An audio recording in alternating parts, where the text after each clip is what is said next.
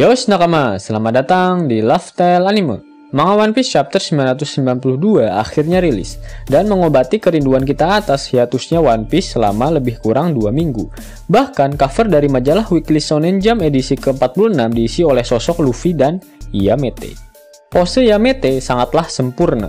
Namun yang mengganggu pikiran Mimin adalah siku Luffy yang menyentuh buah segar yang sudah siap dipetik milik Yamete. Manga One Piece chapter 992 mendapatkan jatah color split setelah beberapa chapter sebelumnya menceritakan balada kekisruhan keluarga berencana milik Capone Gang Biji. Kali ini Oda menggambarkan seluruh kru topi jerami termasuk Jinbe. Mereka semua sedang menaiki kereta laut sambil menikmati santapan mereka masing-masing.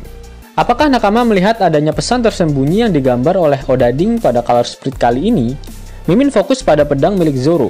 Terlihat Saneki Tetsu, Wado Ichimonji, dan tentu saja Enma. Ya, sepertinya Enma memang sudah resmi menjadi milik Zoro. Kemudian, coba nakama lihat mangkok yang sedang dipegang oleh Zoro. Terdapat motif seperti naga yang mirip dengan naga dari susu Bear Brand. Apakah naga itu menggambarkan sosok Kaido? Apakah Zoro akan mendapatkan bagian dalam meneposkan bokong milik Kaido? Yap, hanya segitu saja yang bisa Mimin jabarkan dari color split manga One Piece chapter 992 ini. Nanti juga akan ada ahli yang akan menjelaskan lebih detail mengenai pesan-pesan tersembunyi dari Oda Ding Sensei. Manga One Piece chapter 992 mendapatkan judul Remnants. Panel diawali dengan memperlihatkan pintu masuk Onigashima yang menjadi tempat podcast dadakan antara Marco, Perospero, dan Big Mom. Big Mom yang tak menyukai penolakan mulai menceramahi Perospero jika keputusan Big Mom untuk membentuk aliansi dengan Kaido sudah benar-benar bulat, bahkan melebihi kebulatan badannya sendiri. Dengan raut wajah yang terintimidasi, Perorin mengatakan jika dia ingin berbakti kepada ibunya dengan cara menjadikan Big Mom sebagai the next Pirate King. Karena Perospero tak mau menjadi anak durhaka, akhirnya mau tak mau dia menyetujui keputusan de facto dari ibunya tersebut. Di akhir podcast, Marco sang burung puyuh yang mendengar klarifikasi Perospero di depan Big Mom akhirnya memutuskan untuk mengakhiri hubungan tanpa statusnya dengan si Perorin. Karena saat ini mereka berdua sudah memiliki visi yang berbeda. Padahal sebelumnya Perorin memberikan janji manis pada Marco jika dia merengek padanya dan meminta bantuan untuk meneposkan bokong milik Kaido. Yap, hal ini memang agak ganjil, di mana pada manga One Piece chapter 983, Perorin sambil menaiki permen sugusnya mengumpat ingin membalaskan dendamnya, yang salah satunya adalah Marco. Namun tiba-tiba, mengapa Perorin malah memutar haluan dengan beraliansi dengan Marco the Puyuh? Sepertinya kronologi cinlok antara Marco dan Perospero terjadi seperti ini. Pada manga One Piece chapter 984, Marco dalam mode burung puyuhnya pergi meninggalkan Akazaya 9 untuk melakukan investigasi bayangan hitam yang dia lihat di pesisir laut Onigashima. Dan ternyata bayangan yang dia lihat adalah Perorin yang sedang menaiki permen sugusnya. Perospero yang sadar tak akan ada harapan melawan Marco saat berada di atas laut, memulai speak iblisnya dan terjadilah hubungan tanpa status antara mereka berdua, tetapi langsung kandas di hadapan emaknya si Perorin. Big Mom yang mendengar curcolan dari Marco lantas semakin penasaran. Dirinya menanyakan apa tujuan dari seseorang yang hebat seperti Marco mau menolong bocah-bocah ingusan yang tak ada akhlak tersebut. Selain itu, Big Mom pun menambahkan statement jika sisa-sisa pasukan Shirohige saat ini sedang dalam masa yang sulit. Ya, pernyataan dari Big Mom ini bukanlah tanpa alasan, karena setelah ditinggal mati oleh Shirohige, mereka semua dihadapkan dengan permasalahan yang pelik. Mulai dari kala saat peristiwa Payback War melawan bajak laut Blackbird, kemudian seluruh sisa-sisa kru bajak laut Shirohige saat ini sedang diincar oleh Edward Weevil dan Miss Bakin yang mempermasalahkan harta Gonogini karena dia mengaku-ngaku sebagai istri sahnya Shirohige. Marco pun memberikan klarifikasi atas pernyataan mengenai sisa-sisa pasukan Shirohige yang dilontarkan oleh Big Mom barusan. Marco menegaskan jika saat ini mereka semua sudah tidak terikat lagi oleh kata-kata dari Shirohige. Bahkan saat ini mereka sudah bebas. Yap, pesan terakhir yang diberikan oleh Shirohige adalah untuk menjaga Luffy yang merupakan satu-satunya warisan dari mendiang Ace. Namun saat ini seluruh mantan anak buah Shirohige sudah dikatakan bebas dan memilih jalan mereka masing-masing.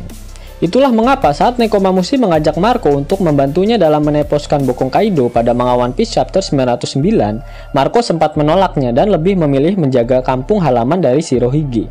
Namun dia menitipkan pesan pada si kucing oranye barbar jika dia akan datang terlambat. Yap, meskipun membantu Luffy bukanlah skala prioritas dari Marco, namun dia tetap membantu Luffy dan Akazayanen untuk mengalahkan Kaido, karena Marco terikat hubungan pertemanan dengan sosok Kozuki Oden. Big Mom pun menyeringai, karena mengingat jika si Pak Tua Shirohige saat ini memang sudah mati, dan membebaskan Marco untuk berbuat sesuka hatinya. Di sisi lain, terlihat Carrot yang sudah bersama Wanda. Namun, Carrot sangat tergesa-gesa ketika melihat sosok yang telah membuat Pedro mati, yaitu Perorin si permen subus. Apakah Carrot akan sangat ceroboh menghajar Perospero saat ada ibunya di dekatnya? Bisa-bisa dia akan berakhir mengenaskan karena berurusan dengan Big Mom. Apalagi dia juga sudah berbuat ulah saat di Whole Cake Island. Apakah akhirnya Marco akan terlibat bentrok dengan Big Mom untuk melindungi Carrot? Di sisi lain, Luffy masih berusaha naik ke atas rooftop Onigashima dengan dibantu para samurai aliansi yang mensterilkan jalan agar Luffy dapat lebih mudah mencapai tujuannya. Shin kemudian berpindah ke bagian dalam kastil milik Kaido. Terlihat suasana sangat sepi. Hanya terlihat Mami Black Maria, sang pemilik Gang Doli cabang Onigashima, sedang duduk bersama buruh-buruh wanitanya. Ya, salah seorang anak buahnya meminta Black Maria menyanyikan sebuah lagu. Tanpa pikir panjang dan dengan pakaian yang sedikit melorot, Black Maria menyanyikan lagu dan diiringi dengan petikan alat musik samishennya. Lirik yang dinyanyikan oleh Black Maria kurang lebih seperti ini. Di malam yang bersalju ini, dua orang yang saling bertemu, tapi tak pernah kesampaian selama ini. Akhirnya dipertemukan di bawah sinar rembulan. Jeng jeng. Apakah ada maksud tersembunyi dari lirik yang dinyanyikan oleh Black Maria ini? Bagaimana menurut Nakama? Kemudian di sela-sela nyanyian Black Maria terlihat Yamete masih mengejar Momonosuke yang masih berada di bawah keteknya Shinobu. Apakah maksud dari nyanyian Black Maria tadi adalah pertemuan antara Yamete dan Momonosuke? Jika iya, jiwa mesum Momonosuke akan memberontak dan langsung menghinggapi buah segar milik Yamete.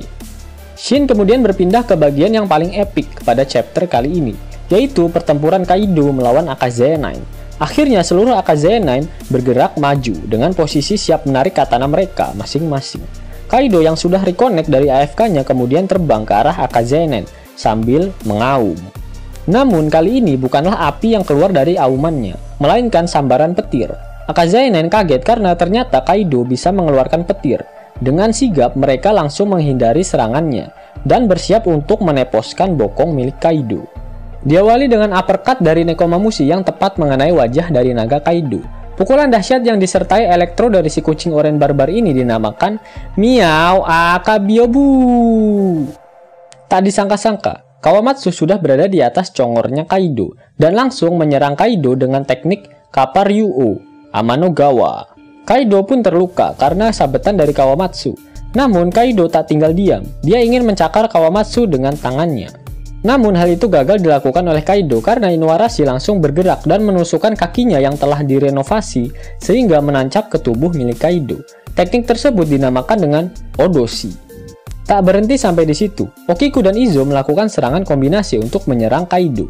Teknik Okiku dinamakan Zansetsu Gama, sedangkan teknik tembakan Izo dinamakan Angkiringan. Kaido yang terkena serangan bertubi-tubi sangat kesal.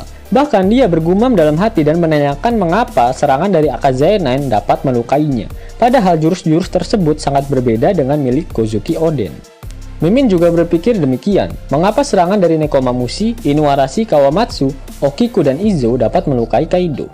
Bahkan serangan dan katana mereka tidak dilapisi dengan Hakibu Sosoku, atau lebih dikenal dengan sebutan Ryuo di Wano Kuni. Coba Nakama perhatikan kembali panel manganya. Apakah rumor yang beredar jika Kaido di nerf dan Akazaya diberi buff merah oleh Oda Sensei benar adanya? Kaido kembali mengeluarkan Bolo Breath-nya.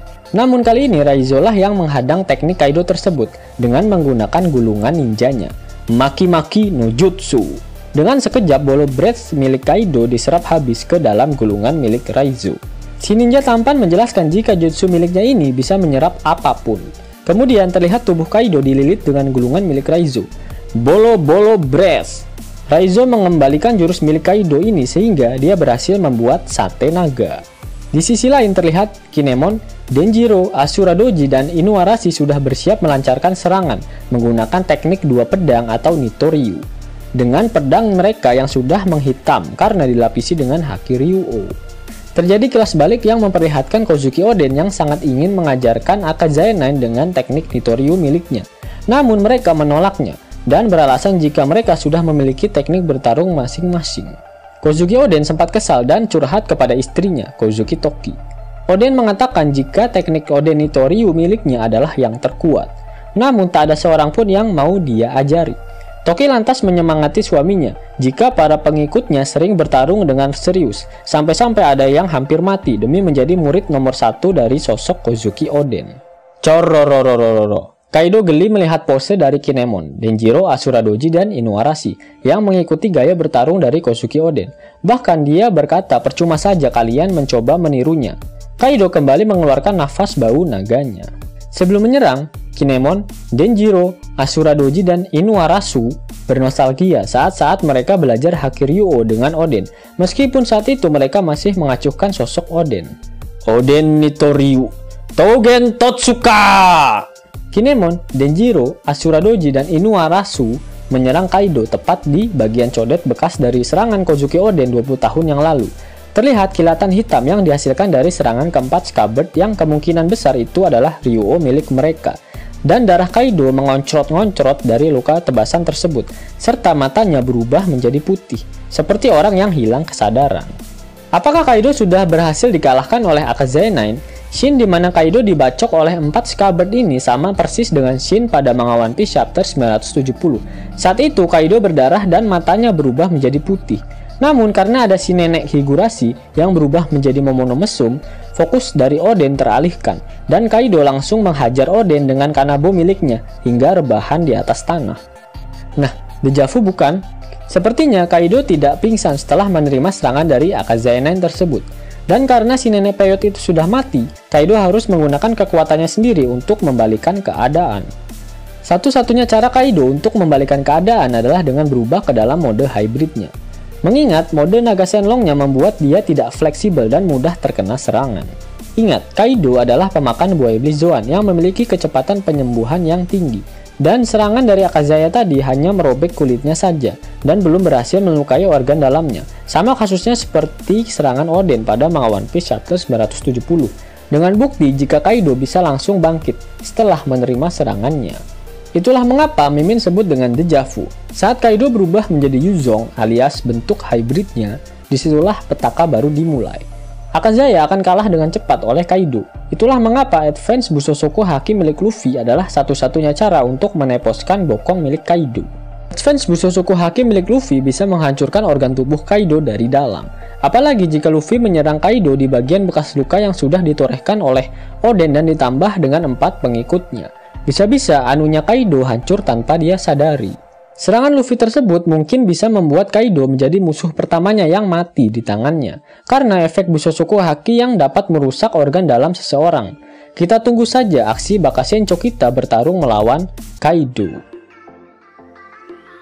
Yos nakama, itulah review manga One Piece chapter 992. Jika nakama menyukai video ini, jangan lupa klik like, share, dan subscribe channel ini ya, agar nakama semua tak ketinggalan info menarik seputar One Piece. Arigato!